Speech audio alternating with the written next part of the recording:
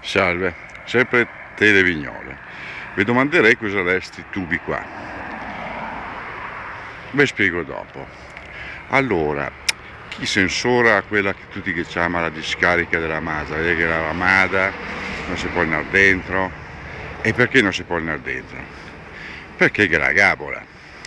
In pratica cosa succede? Che la provincia la ghetteia sto sito qua per una serie di ragioni strane.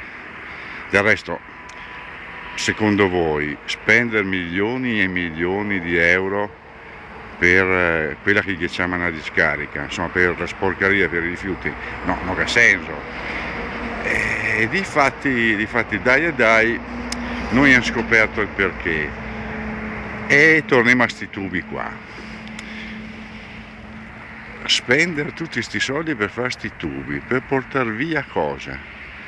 Ma è chiaro che chi sotto che è il petrolio, il chiama percolato, ma in realtà non è percolato, non è sporcaria liquida, è proprio petrolio. Allora la provincia la inizia a mettergli sulle mani e te devi fare 2 euro un po' per i bilanci e difatti per quel che e continua a dire no, non si può serarla, ferma il biogas, no, cioè chi è sotto è il petrolio, è il petrolio e lo porta via alla Repubblica Libera dei Vignole, non si fa ste robe qua, non si fa.